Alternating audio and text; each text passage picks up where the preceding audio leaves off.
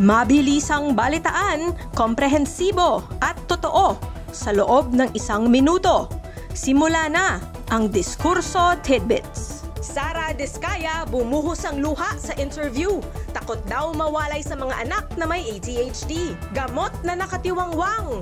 COA binanata ng DOH sa 34.8 million pesos na expired supplies. Monteraza sinampahan na ng kasong kriminal ng DENR sa paglabag sa batas pangkalikasan. Manibela itinigil ang transport strike sa day 2 pa lang matapos makipagpulong sa DOTR. 18 taong gulang na massage therapist pinasok sa kwarto, pinainom ng Racumin at sa kasinakal ng ex. At DOTR naghahandog ng 12 Days of Christmas na libreng sakay simula December 14 to 25.